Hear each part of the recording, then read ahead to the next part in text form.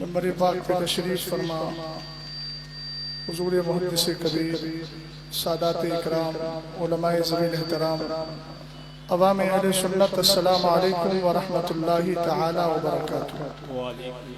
حامدا و مصلیا و مسلما، اما بعد فاعوذ باللہ من الشیطان الرجیم، بسم اللہ الرحمن الرحیم۔ رضی اللہ عنہم ورضوا عنہ، آمنت باللہ، صدق اللہ العظیم وصدق رسولہ النبی الامین المتین الکریم۔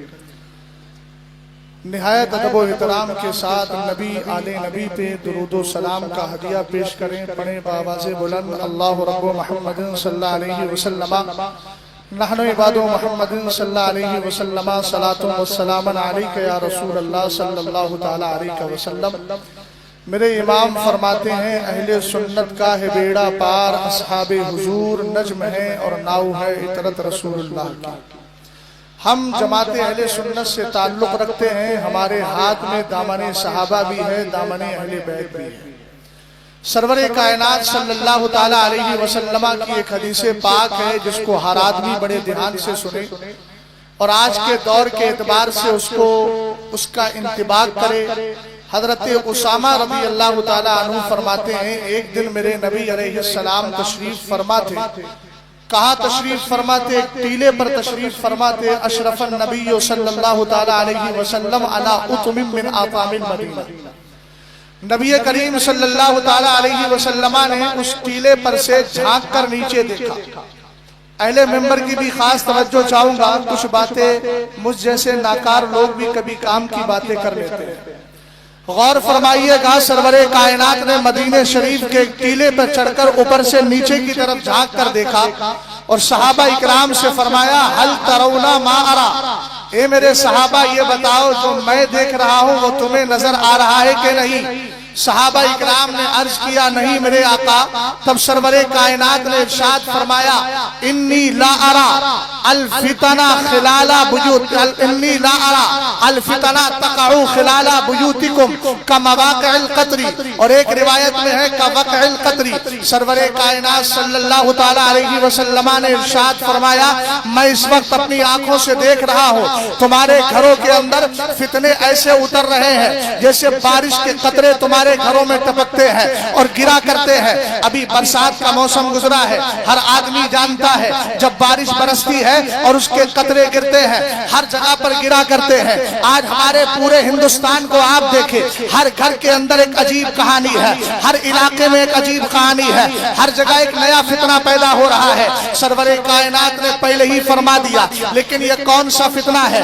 آئیے ذرا مسلم شریف کی حدیث پاک کو اٹھائیں۔ سرور کائنات صلی اللہ تعالی علیہ وسلم نے فرمایا یکون فی آخر الزمان دجالون کذابون یاتونکم من الاحادیث بما لم تسمعوا انتم ولا آباؤکم فإیاکم وإیاہم لا یضلونکم ولا یفتنونکم۔ سرور کائنات نے فرمایا آخری زمانے میں میری امت میں دجال، مکر و فریب کرنے والے، جھوٹ بولنے والے لوگ پیدا ہوں گے۔ تمہارے پاس ایسی ایسی باتیں لے کر کے آئیں گے جو نہ تم نے سنی ہوگی نہ تمہارے آباؤ اجداد نے سنی ہوگی۔ سرور کائنات ہم کریں کیا؟ میرے نبی نے فرمایا فَإِيَّاكُمْ وَإِيَّاهُمْ۔ یہاں پڑھے لکھے لوگ ہیں، ہو سکتا ہے کوئی ڈاکٹر بھی ہو، کوئی انجینئر ہو، کوئی پروفیسر ہو، کوئی کسی مجال سے تعلق رکھتا ہو، لیکن سب سے عرض کروں گا بچنے کا صرف یہی مطلب نہیں ہے کہ جتنے بھی آج فتنے پیدا ہو رہے ہیں ان کی محفلوں میں نہ جاؤ۔ بچنے کا یہ بھی مطلب ہے اپنے موبائل پر ان کی کلپیں سماعت مت کرو، ان کی تقریریں مت سنو۔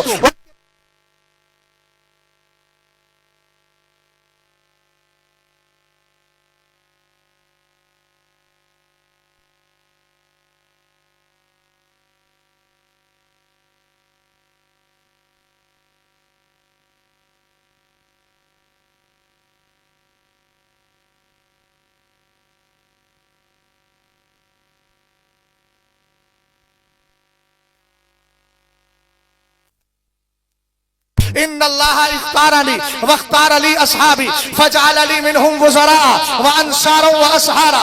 آقا کریم علیہ السلام فرماتے ہیں اللہ نے مجھے بھی چن لیا اور میرے لیے میرے صحابہ کو بھی چن لیا ہے، کسی کو انصار بنایا ہے، کسی کو رشتہ دار بنایا ہے، کسی کو وزیر بنایا ہے۔ آگے میرے نبی نے ارشاد فرمایا وَسَيَأْتِي قَوْمٌ يَسُبُّونَهُمْ وَيَنْتَقِصُونَهُمْ، فرمایا ایک دور ایسا آئے گا کہ میرے صحابہ کو گالیاں دینے والی جماعت پیدا ہوگی، ان کی شانوں میں توہین کرے گی۔ اے میرے آقا ہم کیا کریں؟ کیا ان رافضیوں سے رشتے رکھے؟ کیا نام نہاد مولائیوں سے رشتے رکھے؟ اور آج کے دور میں کچھ جاہلوں کا یہ عالم ہو گیا ہے، انہوں نے مولائیت کے لفظ کو اس طریقے سے استعمال کرتے ہوئے کہہ دیا کہ آج کی اصطلاح کے اعتبار سے اگر ہم کہیں تو امام احمد رضا خان اور ان کا پورا خاندان کٹر مولائی ہے۔ ہمیں جہالت کی حد ہونا چاہیے، تم نے تو انتہا کو پہنچ کر امام اہل سنت پر اتنا بڑا بہتان لگا دیا۔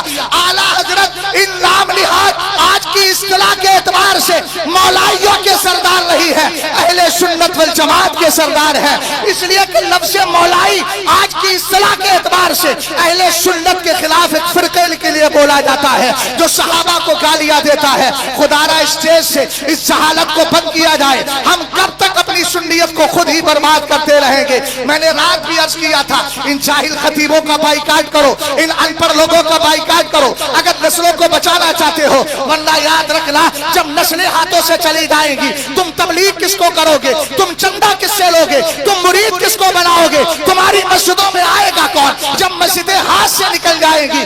ایسی صورت میں یاد رکھیے علم والوں کی قدر کیجئے، علم والوں کو بلائیے۔ سرور کائنات نے فرمایا ایک قوم ایسی آئے گی جو صحابہ کو گالیاں دے گی، ان کی توہین کرے گی۔ آقا کریم علیہ السلام کہتے ہیں فلا تواکلوہم، ان کے ساتھ کھانا نہیں، فلا ولا تشاربوہم، ان کے ساتھ پینا نہیں، ولا تجالسوہم، ان کے ساتھ بیٹھنا نہیں، ولا تناکحوہم، ان کے ساتھ شادی بیاہ نہیں کرنا۔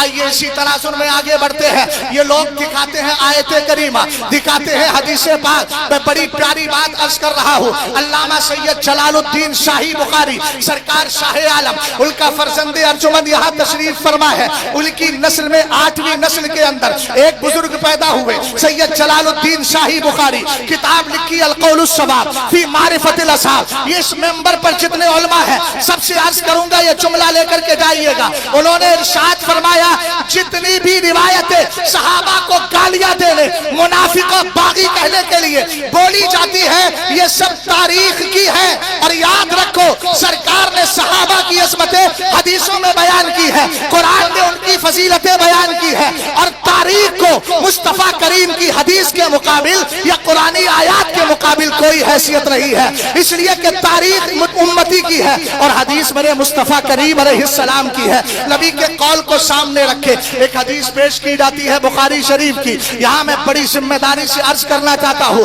بخاری کو صحیح جو کہا گیا ہے وہ اس کے اکثر کے اعتبار سے کہا گیا، یہ کوئی دعوی کل نہیں کر سکتا کہ اس میں ساری حدیثیں سند کے اعتبار سے صحیح ہے، اس میں بھی کچھ غیر صحیح حدیثوں کا غیر صحیح حدیثیں داخل ہو گئی ہے۔ ایک حدیث سنا رہا ہوں جس کو پیش کرنے کے بعد سیدنا امیر معاویہ کی جنگ صفین کے مسئلے پر یہ رافضیت کہتی ہے معاذ اللہ وہ منافق ہے، کوئی کچھ بولتا ہے کوئی کچھ بولتا ہے۔ حدیث کو اختصار کے ساتھ پیش کرتا ہوں، حدیث پاک کے راوی حضرت ابو سعید ہے، آپ کی بارگاہ میں اکرمہ اور اکرمہ کے ساتھ عبداللہ ابن عباس کے بیٹے علی دونوں گئے، اور جانے کے بعد کہا حدیث سنائیے، انہوں نے حدیث سنائی، کہا کنا نحملو لبنتن لبنتن وعمارو لبنتین لبنتین، فرمایا مسجد نبوی کی تعمیر چل رہی تھی، الگ الگ روایتیں ہیں، کوئی کہتا ہے غزوہ خندق کا موقع ہے، کوئی کہتا ہے مسجد نبوی شریف کی، اس اعتبار سے بھی امیر المومنین فی الحدیث تشریف فرما ہے، اس کے متن میں بھی اضطراب ہے، اور اضطراب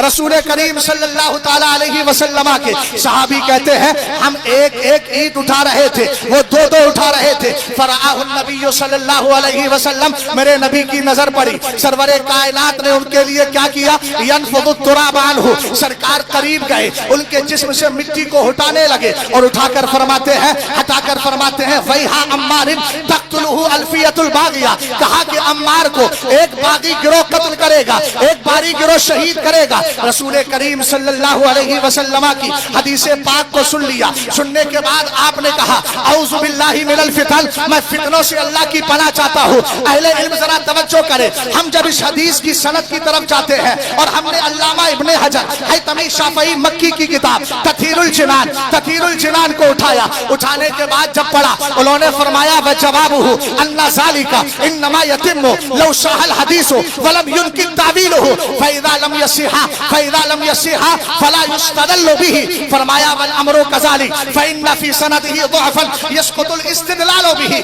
آپ فرماتے ہیں اس کا جواب یہ ہے کہ یہ حدیث پاک اگر صحیح ہوگی تب اس سے استدلال کیا جائے گا, اور صحیح ہونے کے بعد بھی اگر اس کی تعویل نہیں نکل پائے گی تب اس سے استدلال کیا جائے گا. لیکن یہ حدیث روایت کے اعتبار سے صحیح بھی نہیں اور اس کی تعویل بھی موجود ہے. ہم نے کہا صحیح کیسے نہیں ہے؟ حدیث کی سند پر گئے, ہمیں 4 راوی ملے. پہلے کا نام مسدد ہے, دوسرے کا نام عبدالعزیز ابن مختار ہے, تیسرے کا نام خالد حذا ہے, چوتھے کا نام جو ہے چوتھے راوی کو ہم نے دیکھا ان کا نام اکرمہ ہے. جب ہم نے تہذیب التہذیب کو اٹھایا, میزان الاعتدال کو اٹھایا, ہم نے ان بزرگوں کو پڑھا جن کا نام اصول حدیث میں زبردست انداز میں آتا ہے. تو پہلے راوی مسدد کے لیے ہماری میزان الاعتدال میں ملتا ہے. وہ فرماتے ہیں سنو یہ جو راوی ہے نا جس کا نام مسدد ہے, انہوں نے کہا یہ قابل احتجاج نہیں ہے, یہ قابل استدلال نہیں ہے. اور ہم نے جب تہذیب التہذیب کو اٹھایا اس کے بعد پڑھا تو عبدالعزیز ابن مختار کے بارے میں کہا گیا لیسا بشیء, یہ معتبر راوی ہے نہیں. اس کے آگے جب ہم خالد حذا کو پڑھتے ہیں تو ابو حاتم نے کہا لا یحتج بہ, ان کو استدلال میں پیش نہیں کیا جا سکتا. سعید ابن مسیب کو پڑھا. کون سعید ابن مسیب؟ جب یزید نے گھوڑے بنوائے تھے ایک ساتھ دیوانگی کے عالم میں مسجد نبوی شریف میں موجود تھی. پوچھا گیا نمازوں کا علم کیسے ہوتا تھا؟ کہا مصطفیٰ کی قبر سے آواز آتی تھی, سمجھ جاتا تھا نماز کا وقت ہو گیا ہے. یہی سعید ابن المسیب فرماتے ہیں اکرمہ کے بارے میں, کہتے ہیں انہو کذبہ, اکرمہ جھوٹا آدمی ہے, اس نے حدیث میں جھوٹ گڑا ہے.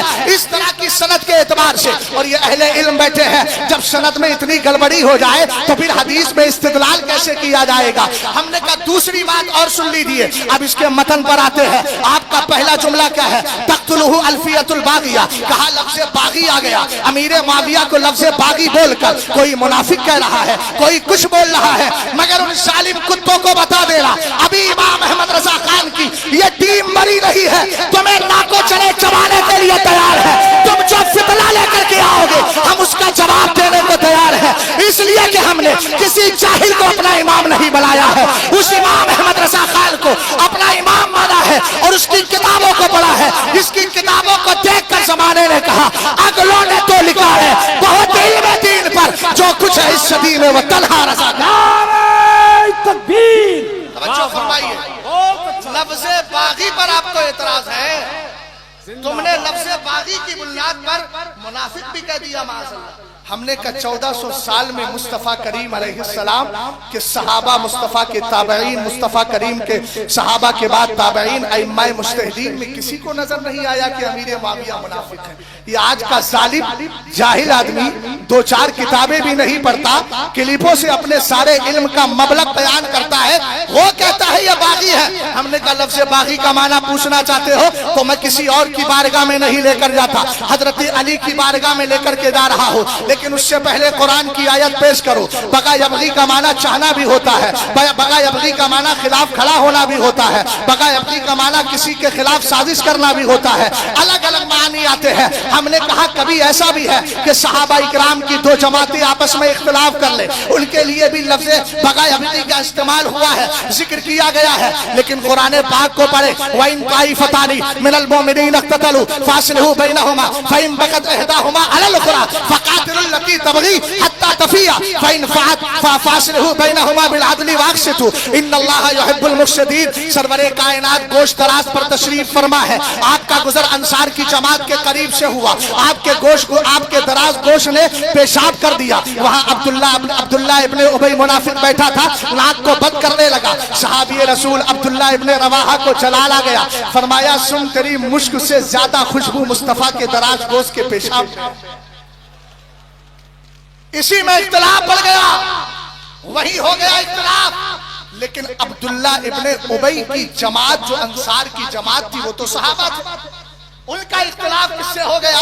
عبداللہ ابن رواحہ کی جماعت سے ہو گیا، آپس میں اختلاف ہوا، قرآن کی آیت اتر گئی۔ میں نے کہا اب لگائیے فتویٰ، یہاں پر بھی بغائے ابغی کا کلمہ ہے، کیا حکم لگاؤ گے؟ یاد رکھنا رسول کریم صلی اللہ تعالیٰ علیہ وسلم کے صحابہ میں جو اختلاف ہوا ہے اس کا ہرگز یہ مطلب نہیں لفظ باغی کی بنیاد پر کسی کے خلاف زبان درازی کی جائے۔ اور دوسری بات سنیے گا، ہم نے جب بخاری شریف کے قدیم نسخوں کو تلاش کرنے کی تحقیق کی اور اس کے بعد پتا چلا قدیم نسخوں میں یہ الفاظ ہے ہی نہیں، تقتلہ الفیۃ الباغیہ اس میں موجود ہی نہیں ہے۔ ہم نے کہا جب موجود نہیں ہے اب بعد میں کس نے بڑھائے؟ ایک راوی ہے جس کا نام غالباً برکان نام کا ایک راوی ہے، اس نے اس میں اضافہ کیا ہے۔ ہم نے کہا کئی طریقے سے اس میں جو ہے کئی طریقے سے جرح کی جاتی ہے۔ اب آگے بڑھیے گا، رسول کریم صلی اللہ تعالیٰ علیہ وسلم کے دیوانوں حضرت علی سے پوچھتے ہیں، اے علی یہ بتاؤ جو آپ کے خلاف کھڑے ہوئے تھے، اعلیٰ حضرت نے تو اعتقاد الاحباب فی الجمیل والمصطفیٰ والآل والاسام میں ترجمہ یہی کیا ہے۔ ابھی میں متن پڑھوں گا، اس کے بعد ترجمہ اعلیٰ حضرت کا کرتا ہوں، ذرا غور فرمائیے گا۔ حضرت علی رضی اللہ تعالیٰ عنہ ہے، کتاب کا نام شرح المقاصد ہے، معتبر کتاب ہے باب عقائد میں۔ وہ فرماتے ہیں والمخالفون بغاة لخروجهم على الامام الحق لشبهة وهي تركه القصاص ولقول النبي صلى الله عليه وسلم تقتله الفية الباغية وقد قتل على يد اهل الشام ويقول علي رضي الله تعالى عنه اخواننا بغوا علينا ليسوا كفارا ولا فسقة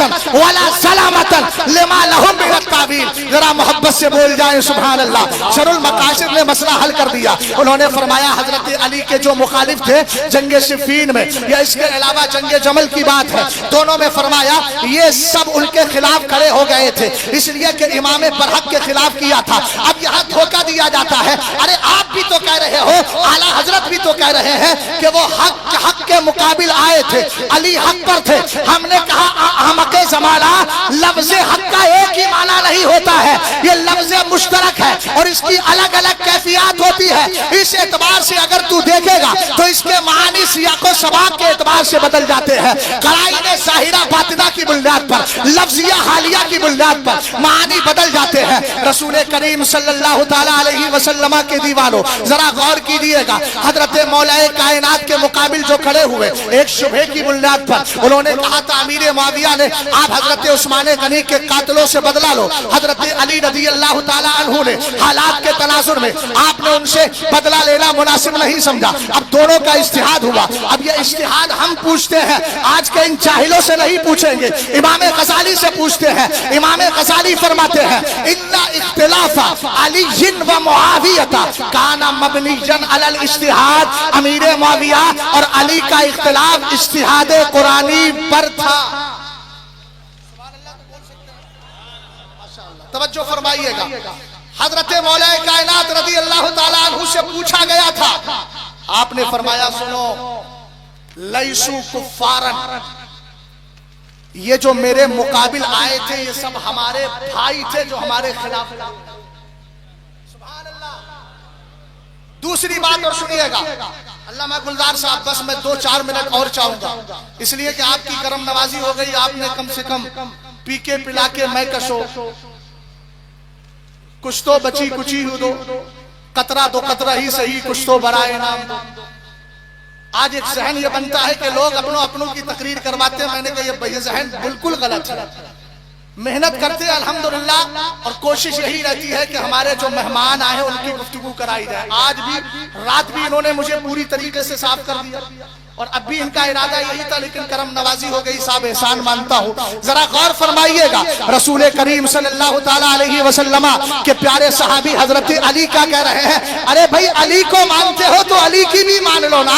حضرت علی نے کہا لیسو کفارن، لا تو یہ کافر تھے، ولا ظلامتن، لا یہ ظالم تھے، ولا فسقتن، لا یہ فاسق تھے۔ اے میرے مولا کیوں نہیں تھے؟ فرمایا لما لہم من التاویل، اس لیے کہ ان کے پاس ایک تعویل تھی اور اسی تعویل کی بنیاد پر یہ چیز انہوں نے کی۔ پتہ یہ چلا سنیو، جب مجتہدین کے درمیان اختلاف ہوتا ہے تو ہم وہاں پر انگلیاں نہیں اٹھاتے، یہ مجتہدین قربان ہے ان صحابہ مجتہدین پر۔ حضرت امیر معاویہ عام صحابی نہیں ہے، اللہ نے منصب اجتہاد پر فائدہ کیا تھا. اسی لیے تو عبداللہ ابن عباس کی روایت ہے بخاری شریف کی, ابن ابو ملیکہ آئے, کہنے لگے اوترا معاویہ تو برکاتن امیر معاویہ تو ایک ہی رکعت پڑھتے ہیں وتر کی. آپ نے فرمایا ماں زبان بند کر, فإنہ قد صحب النبی صلی اللہ علیہ وسلم, وہ نبی کے صحابی ہے, جو دیکھ کر رہے ہیں وہ دیکھ کر ہی کر رہے ہوں گے, ان کے پاس اپنی دلیل ہوگی.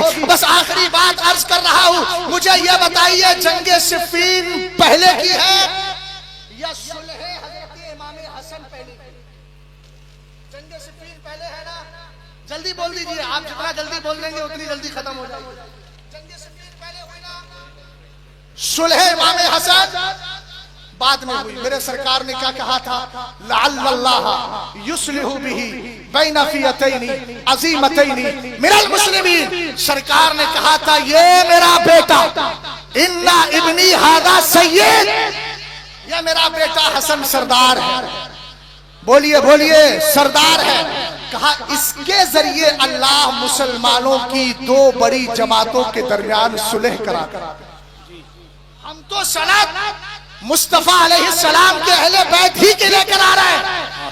جنگ صفین پہلے ہے, حضرت امام حسن کی صلح بعد میں ہے. بغاوت کی بنیاد پر اگر امیر معاویہ کو معاذ اللہ منافق اور کافر کہنے والوں رافضی کتوں, تو یہ بتاؤ امام حسن پر کیا حکم لگاؤ گے اور مصطفیٰ کی حدیث کے بارے میں کیا کہو گے؟ بس چلتے چلتے ابن عساکر کی روایت اٹھا کر اس مسئلے کو کلیئر کر کے جاتا ہوں. ارے آپ کو جنگ صفین سے مسئلہ ہے نا, آؤ ذرا ہم بھی تمہارے سامنے آ کر مسئلے کو کلیئر کر دیں. عبداللہ ابن عباس کہتے ہیں کننا عند النبی صلی اللہ علیہ وسلم و ابو بکر و عمر و عثمان و معاویہ اذ اقبل علی بن ابی طالب. کہتے ہیں میں عبداللہ ابن عباس کہتے ہیں میں حضرت ابو بکر, حضرت عمر, حضرت عثمان, امیر معاویہ یہ سب بیٹھے ہوئے تھے. اتنے میں مولا کائنات آ گئے. سرور کائنات نے کہا یا معاویہ تو اتحب علی, اے معاویہ تجھے میرے علی سے پیار ہے؟ کہنے لگے فواللہ الذی لا الہ الا هو انی لاحبہ حبا شدیدا. کہا میں قسم خدا کی قسم کھا کر, خدا کی قسم یاد کر کے کہتا ہوں میں علی سے ٹوٹ کر محبت کرتا ہوں. یہ اس نبی کے بارے میں اس نبی کے بعد جواب دیا جا رہا ہے جس کی نظر یہاں بھی ہوتی ہے اور یہاں بھی ہوتی ہے. جواب اگر خلاف ہوتا تو جب اس کے بعد بارے میں بتا دیا جاتا. سرکار نے فرمایا انہا ستکون بینکما ہنیئۃ, تم دونوں کے درمیان ان قریب جنگ ہوگی, ان قریب جنگ ہوگی. حضرت امیر معاویہ نے کہا فما یکون بعد ذلک, حضور اس کے بعد کیا ہوگا؟ میرے نبی نے فرمایا عفو اللہ و غفرانہ والدخول الی الجنہ. فرمایا اس کے بعد اللہ کی طرف سے بخشش بھی ہو جائے گی, مغفرت بھی ہوگی, جنت میں داخلہ ہوگا. اب کچھ بچا ہے صحابہ سب کے سب رشد و ہدایت کے نجوم.